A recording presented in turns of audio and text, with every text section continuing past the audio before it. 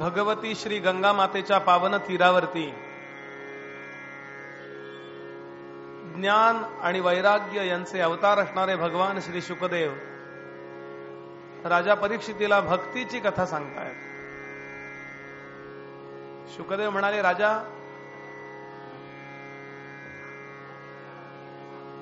गुरुकुलातून परत आल्यानंतर भगवंतांनी जबरदस्त अशी काही प्रगती केली. त्यांनी पाहिलं मथुरेतले लोक सज्जन आहेत, पण आलेल्या आक्रमणाला तोंड द्यायचं मानसिक आणि शारीरिक सामर्थ्य त्यांच्याजवळ नाहीये. समर्थ रामदास म्हणाले, सज्जन लोक बऱ्याचदा सज्ज न असतात. सज्ज न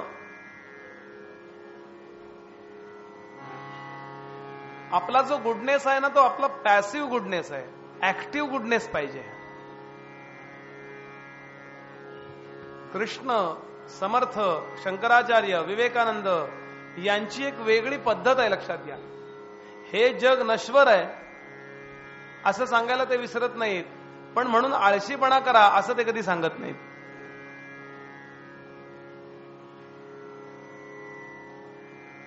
सर्वम क्षणिकम सर्वम भंगुरम या प्रचारानंतर भारतामध्ये एक शिथिलपणा आला. भारताची अवस्था धड भौतिक प्रगती नाही, धड आध्यात्मिक उन्नती नाही अशी झाली.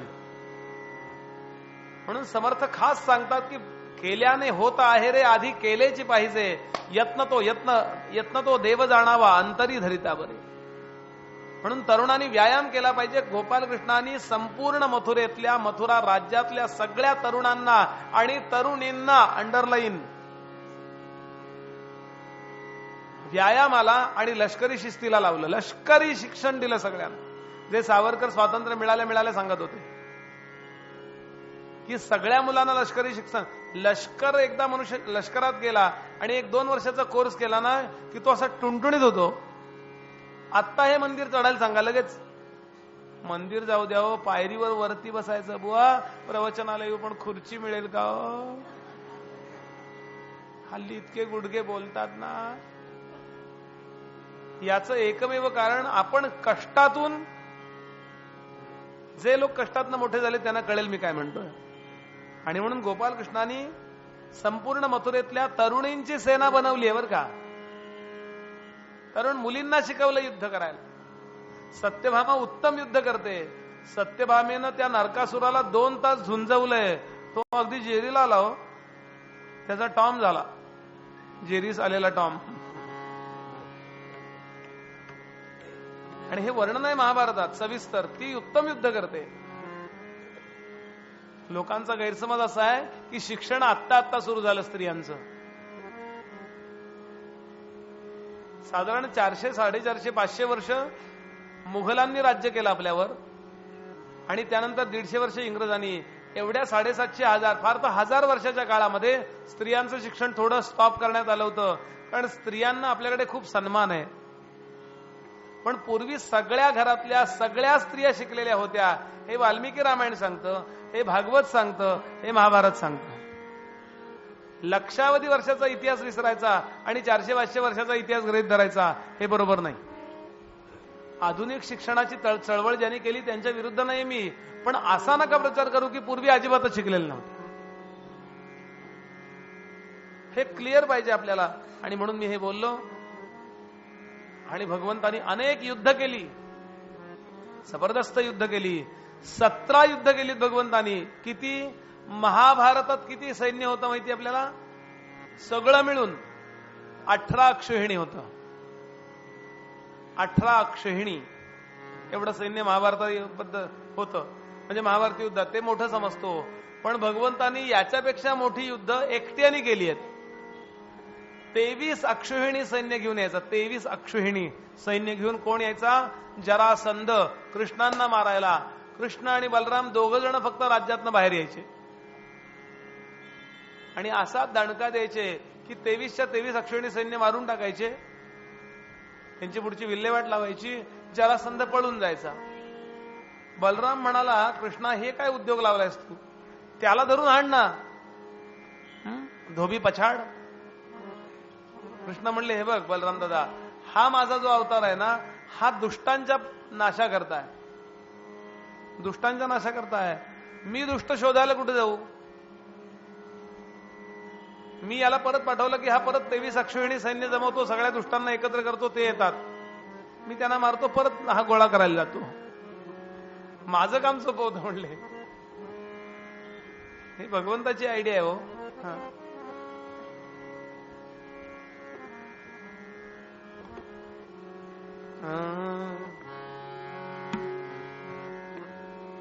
आणि एक गोष्ट घडली ती आपण ऐका, फार गोड गोष्ट आहे. मथुरेचं राज्य उत्तम चाललंय. जरासंध मध्ये मध्ये असं काही काम करतोय. भगवान त्याचं पारपत्य करतायत. आणि एवढ्या कालावधीमध्ये भगवंताचा अत्यंत प्रिय असा एक मित्र झाला होता. तो लांबचा वृष्णीवंशातला त्याचा चुलत बंधूच होता. त्याचं नाव होतं उद्धव. अतिशय सज्जन होता उद्धव, अतिशय पराक्रमी होता. जरा बुद्धीचा त्याला अहंकारच होता, बुद्धिमान होता. त्यांनी विचार केला, हा गोपालकृष्ण आहे ना, हा बुद्धिमान आहे.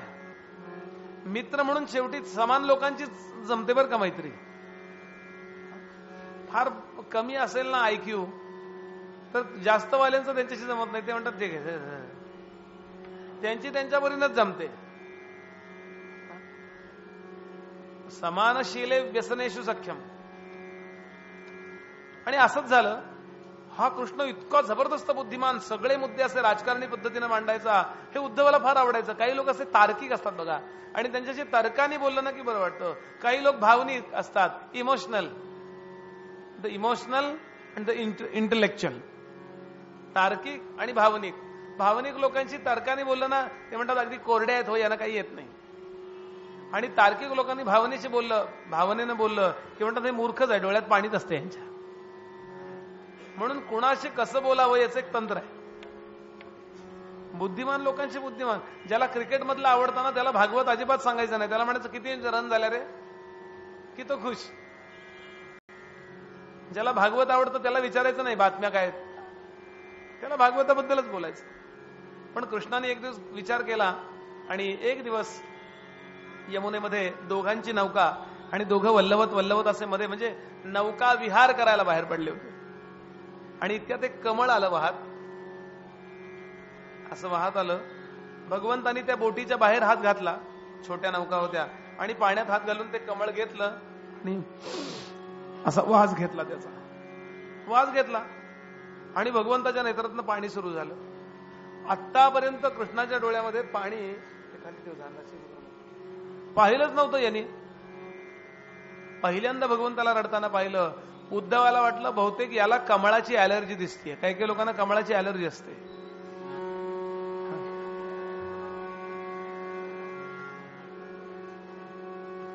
कृष्णा, अरे ॲलर्जी आहे तर कशाला वास घेतला इतक्या जोरात?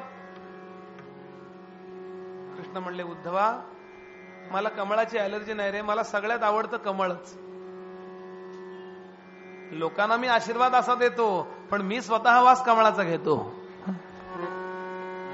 तुम्ही का हसताय मला कळत नाहीये. उद्धवा, या कमळाला माझ्या राधेच्या अंगाचा सुगंध येतोय रे. अगदी खात्रीनं सांगतो. भगवान रडू लागले. पिलू आहे मध्यमाता.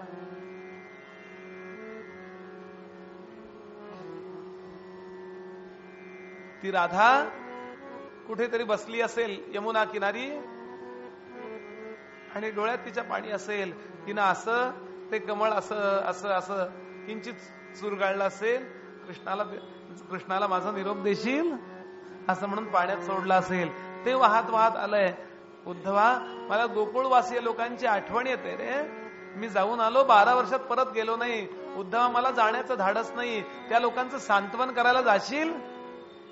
उद्धवा, शांतवन कर जा त्या गोकुळवासी जनांचे. उद्धवा, शांतवन कर जा त्या गोकुळवासी जनांचे.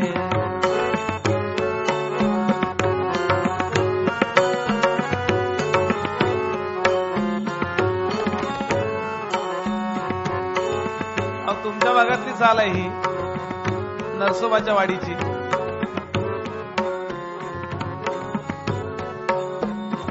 शांत हो श्री गुरु दत्ता, मम चित्ता शमविया.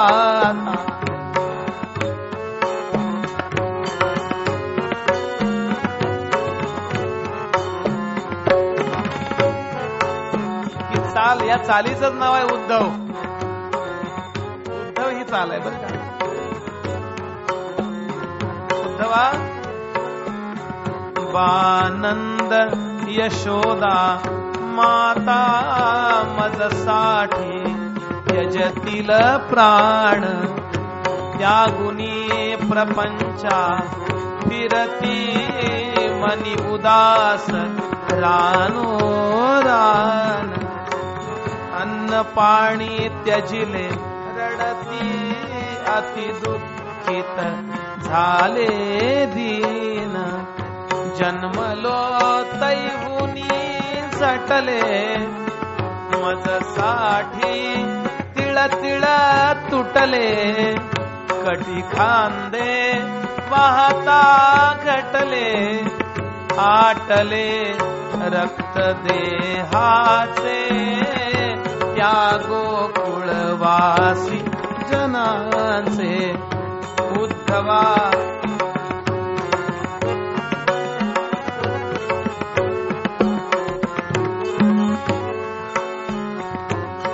आई बाप त्यजूनी बाळे मज संगे खेळत होती. गोडशा शिदोऱ्या आणुनी प्रेमाने मजला देती. रात्रंदिन फिरले मागे दधी गोरस चोरू येती.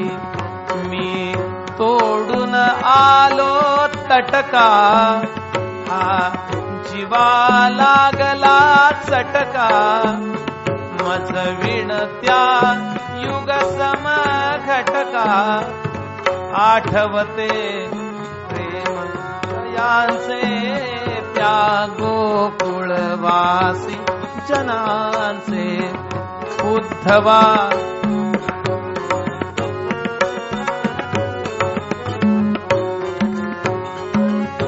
उद्धवा जाशील.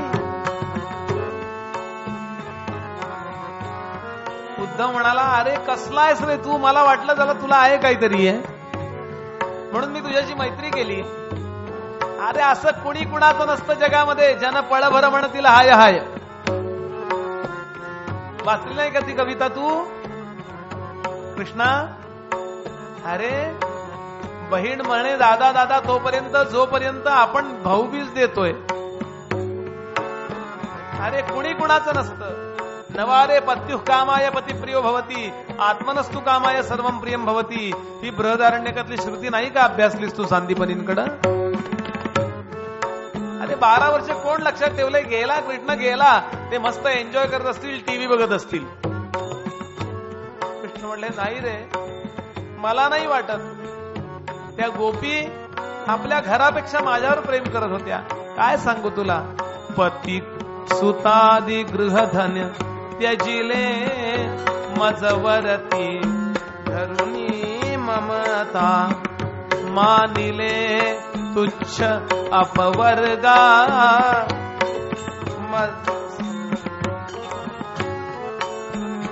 मानिले तुच्छ अपवर्गा मज संगे निश्चळ रमता मद्दत्त चित्त त्या गोपी नेत्रांतरी लावुनी समता तिळतुल्य नाही त्या डगल्या, अजिबात डगमगल्या नाहीत.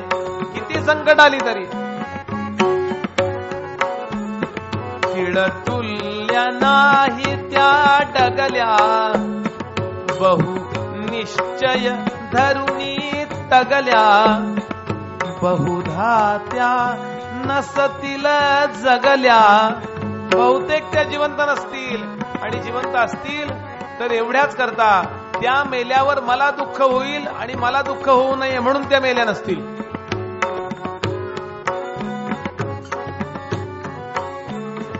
बहुधा त्या नसतील जगल्या.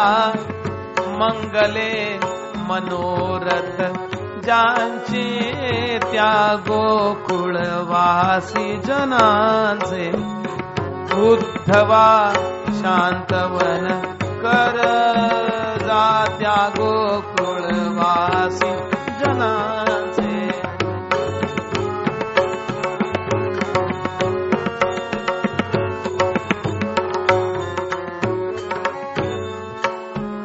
गेल्यावर काय करशील?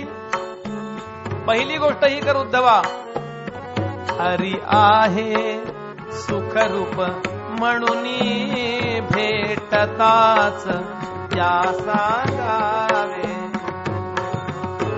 सांग की समजता पुशिले प्रत्युत्तर त्या मागावे.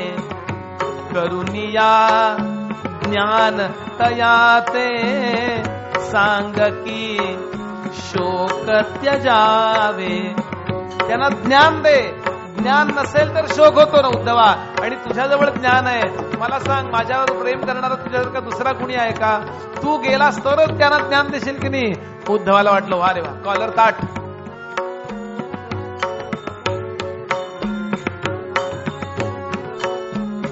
करुनिया ज्ञानी तयाते सांग की शोक त्यजावे. हे कार्य नव्हे तुझा जोगे. तू किती मोठा, इतका वेल क्वालिफाईड, वेल डेव्हलप, हायली इंटेलेक्च्युअल, केवढा तू विद्वान आहेस, असं खेडेगावात तुला कीर्तनाला पाठवणं हे काही बरोबर नाही. हे कार्य नव्हे तुझं जोगे. तुझ्या योग्यतेच्या मनाने हे अगदी क्षुल्लक काम आहे. किती भगवंत दयाळू असेल. आपल्या कल्याणाकरता भगवंत आपला अहंकार सुखवतो. हे कार्य नव्हे तुझा जोगे मजसाठी जावे वेगे. हे मध्व मुनीश्वर सांगे त्या नपवे ज्ञान तयाचे. उद्धवा शांतवन कर जा त्या गोकुळवासी जना. उद्धवा जाशील? उद्धवाला हे जरा बरं वाटलं शेवटचं वाक्य. हे कार्य नव्हे तुझं जोगे. खेडेगावातल्या खेडवळ लोकांना ज्ञान समजावून सांगायला, पण माझ्याकरता जा रे. उद्धव म्हणला बर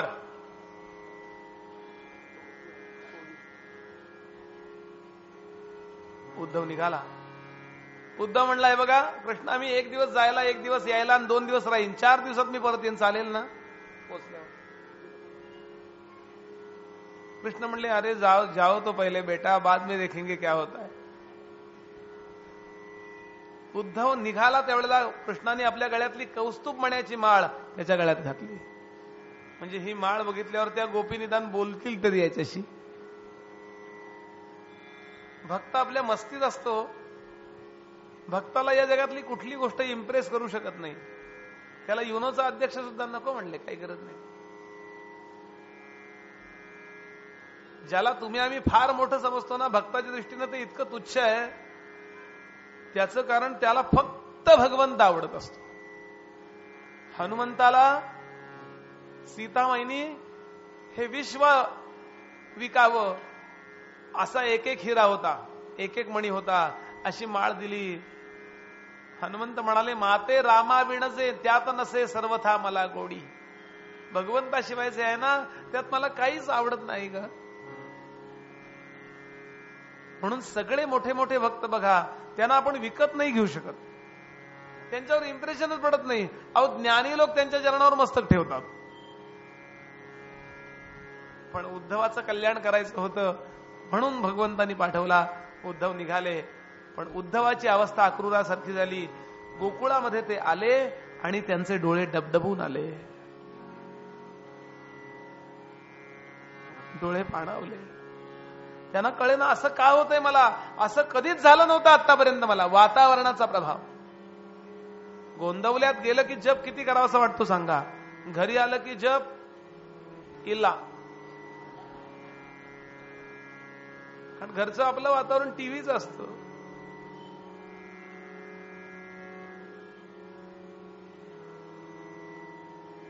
उद्धव जेव्हा येत होता तेव्हा उद्धवानं पाहिलं काही काही तरुण मुलं पेंद्या व्रजा वाकड्या तनसुक मनसुक गाई राखायला आलेली. संध्याकाळची अशीच वेळ होती. या गाई घेऊन परत चालले होते. इतक्यात पेंद्या असा असा करत एका आपल्या मित्राजवळ, व्रजा व्रजा रथ आला मथुरेहून, कन्हैया आला. सगळे नाचायला लागले. उद्धवाच्या कानावर जात आहे. कारण लांबनं उद्धव कृष्णासारखा कुरळे कुरळे केस, खूप लांबनं. चुलत चुलत भावंड बऱ्याचदा सारखी दिसतात बघा. त्यांची हाईट एकूण माठी बागणं तर अगदी सारखी दिसतात. उद्धव म्हणाला, म्हणजे हे कृष्णाची त्याच्या कानावर गेलं. ते कन्हैया आला म्हणून ओरडत आहेत. आणि तो जसा जसा जवळ येऊ लागला तसा तसा सगळ्यांचे चेहरे पडले आणि त्यांच्या वयाला न शोभणारी गंभीरता त्यांच्या चेहऱ्यावर आली. दुसरंच कोणीतरी आहे रे, आपला कान्होबा नाही आहे. उद्धव म्हणतो, म्हणजे हे वाट रोज बघतात. उद्धव पुढे निघतात. गावाच्या बाहेरच्या पारकट्ट्यावरती शिळोप्याच्या गप्पा मारायला बसलेले अनेक वृद्ध लोक गप्पा मारत होते. आठवतंय शामराव, अशीच संध्याकाळची वेळ असायची. गाई घेऊन परत निघालेला असायचा तो आणि पटकन जवळ यायचा. आजोबा आजोबा, तुमचा गुडघा दुखत होता परवा, कसा आहे तो? त्याला सांगायचो आपण, बाळा तू त्याच्यावरनं असा हात फिरवलास ना प्रेमाने, लगेच गुडघा दुखायचा थांबला. कन्हैया गेला आणि आपली चौकशी करणार कोणी इथे राहिलं नाही. वृद्धांच्या डोळ्यामध्ये पाणी होतं आणि हे उद्धवाच्या कानावर येतंय. उद्धवाला कसंच झालं. उद्धव रथातनं खाली उतरला आणि पुढे निघाला. जसा गावाच्या जवळ जवळ येऊ लागला तसं तसं त्याला काही गीता ऐकायला यायला लागली. त्या गीतांच्या मध्ये कृष्णाचं वर्णन होतं. हरी सुंदर नंद मुकुंदा हरी नारायण हरि ओम, नित नित करीत माखन चोरी. अरे हे तर कृष्णाचं वर्णन आहे. अशा घरातून डोकावत चाललाय रथ, पाठीमागनं येतोय आणि असा डोकावला एका ठिकाणून एक आजी आपल्या नातवाला गोष्ट सांगत होती. नातू हट्ट करतो, आजी गोष्ट सांग, आजी गोष्ट सांग. नातवाला मांडीवर घेतलेलं आणि आजी सांगत होती, तुझ्यासारखाच होता छोटा छोटा तो, तेव्हा मी नुकतीच आले होते इथे लग्न होऊन. इतका दंगा करायचा, इतका दंगा करायचा, काही विचारू नको. मी कधी नदीवरती पाणी आणायला चालले तर जाताना कधी मडकं नाही फोडायचा, भरलेलंच मटकं फोडायचा, येतानाच फोडायचं ते. अहो त्याला मोकळं मडकंच आवडतं. मोकळं चित्त ठेवलं की त्याला आवडतं. त्यात विषय भरले की तो फोडून टाकतो.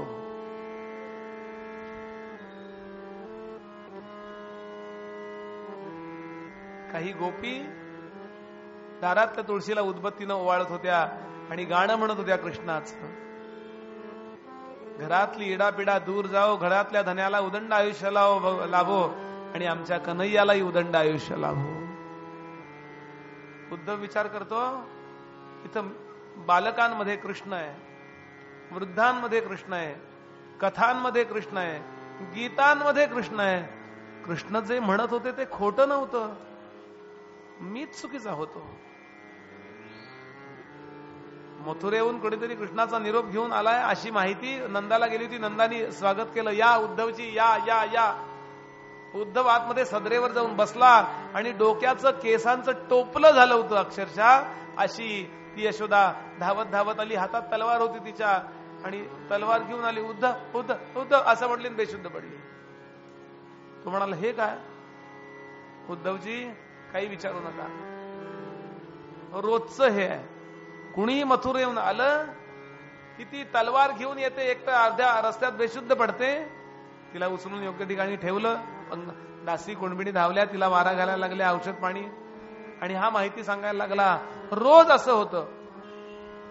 एक तर ही रोज पहाटे उठते, सगळा स्वयंपाक करते आणि स्वयंपाक करून काल रात्री जिथे कृष्णाला झोपून आलेली असते ना, अशी शयनगृहात तिथे जाऊन बसते. कृष्णा उठ, कृष्णा उठ, कन्हैया उठ. तिला समजावता समजावता पंचायत होते, अगं कृष्णा आता मथुरेला आहे. नाही हो, मी काल इथं झोपून गेले होते, त्याला त्याचा डबा तयार करून आणलाय, गाई राखायला जायचंय ना. रोज 12 वर्ष त्याला यात कधी बदल नाही.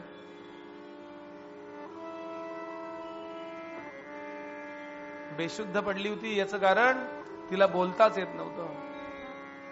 एक तर बेशुद्ध पडते, नाहीतर मथुरेहून आलेल्याला तलवार देते ती आणि सांगते, माझं सामर्थ्य नाही हो, माझा उजवात कापून टाकता येत ना, मी हा हात कृष्णावर रोज उगारत येतोय हो. उद्धवानं एवढी भावाची उत्कटता पहिल्यांदा पाहिली आणि उद्धवाच्या लक्षात आलं, आपण समजतो तसं नाहीये. उद्धव दुसऱ्या दिवशी गोपींची भेट घ्यायला जातात आणि इथे भ्रमरगीत नावाचं गीत आहे. ऋणु झृणु ऋणु झृणु रे भ्रमरा, सांडी तू अवगुण रे भ्रमरा. उद्धवाला पहिला प्रश्न विचारला गोपींनी, आमचा कन्हैया कसा आहे सांग. कृष्णाने सांगितलं होतं, हरी आहे सुखरूप म्हणून भेटताच त्या सांगावे. पण उद्धवानं जरा पत्रकारिता केली, बदल केला त्यात थोडा, आपल्याला पाहिजे ते सांगितलं. उद्धवाने विचार केला, चांगला हेतू होता त्याचा. तो म्हणाला, जर यांना सांगितलं तो आनंदात आहे तर गोपींना वाटेल आम्ही तर रडतोय त्याची आठवण काढून, तो आनंदात आहे. म्हणून त्यांनी सांगितलं